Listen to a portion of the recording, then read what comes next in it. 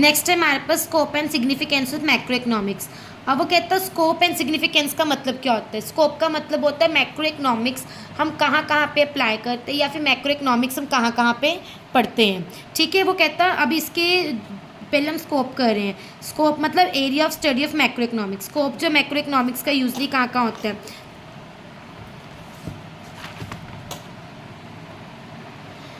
Estimation of national income and related aggregate. Macroeconomics starts with the concept of national income. It deals with the definition of estimation of national income and it is related aggregates like GDP and NDP. वो कहता है अगर हमने अपनी country की national income को estimate करना है या फिर इसके रिलेटेड एग्रीगेट्स को चेक करना है, मतलब कितना टोटल है, कितना गया, कितना आया, उन सब के बारे में नॉलेज लेनी है तो हमें मैक्रो लेवल पे स्टडी करनी पड़ती है। वैसे तो है नहीं तो नेशनल इनकम को माइक्रो लेवल पे कर लेगा, नेशनल इनकम माइक्रो लेवल पे हो नहीं, क्योंकि हम यहाँ पे नेशनल की बात करें। नेशनल मीन्स पूरी कंट्री के अंदर पूरी की पूरी सारी सारी स्टेट्स आती है। वही अगर हम सिंगल स्टेट की बात करते फिर हम माइक्रो कंसीडर कर सकते थे, बट यहाँ पे हम नेशनल की बात कर रहे हैं, that means we are consider micro level.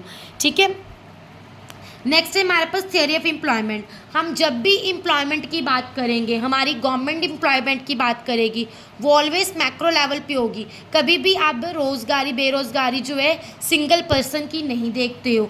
हम ये नहीं कहते हैं कि बेरोज़गारी बहुत बढ़ गई है सिर्फ एक ही बंदे को बेरोज़गार देख के। हम बेरोज़गारी कब बोलते हैं, जब हम लोगों ने अपने ही सामने ज़्यादा मात्रा के अंदर लोगों को बेरोज़गार देखा हो, मतलब अनएम्प्लॉयड देखा हो। तो जो हमारी एम्प्लॉयमेंट की थ्योरी है वो भी मैक्रो लेवल पे ही हम लोग स्टडी करते हैं।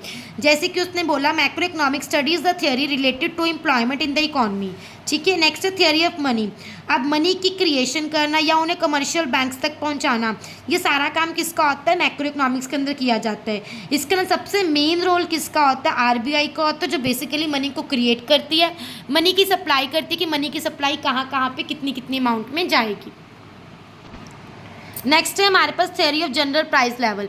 जनरल प्राइस लेवल का मतलब क्या होता है, हमने किसी भी प्रोडक्ट का जो प्राइस वगैरह सेट करना है या फिर मार्केट के अंदर इन्फ्लेशन या डिफ्लेशन पीरियड देखना है या हमने अपनी मार्केट की बैलेंस देखना है, वो सब मैक्रो लेवल पे किया जाता है। अब जैसे हम गोल्ड प्राइजेस की बात करें, इज़ इट पॉसिबल कि हमारे पंजाब में गोल्ड प्राइजेस 90 है तो अदर किसी स्टेट के अंदर गोल्ड प्राइजेस 50-60 होंगे? नहीं ना, वो भी क्या होता है, मैक्रो लेवल पे होते हैं।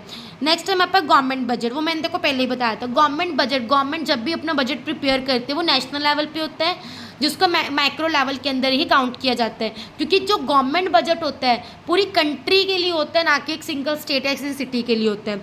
Next exchange rate and BOP. Exchange rate मैंने आपको उस दिन बताया था। जैसे कि पहले तो एक्सचेंज रेट समझते हम क्या होता है। एक्सचेंज रेट का मतलब क्या होता है, जैसे कि एक डॉलर 83 पॉइंट समथिंग, या आई डोंट नो कि रिसेंटली अभी इसका क्या है, या फिर एक पाउंड कितने का होता है, 100 रुपये का होता है। तो जिस रेट के अंदर हम उसको एक्सचेंज करते हैं that is called exchange rate.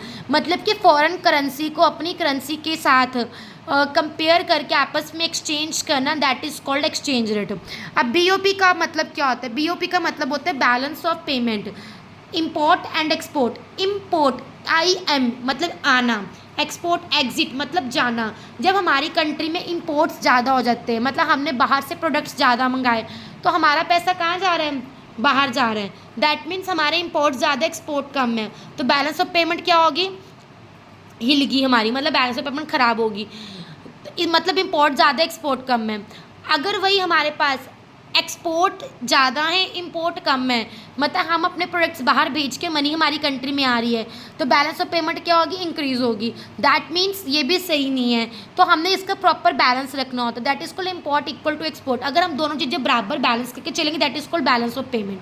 Point समझ आया, इसमें कोई डाउट? ये था हमारे पास स्कोप।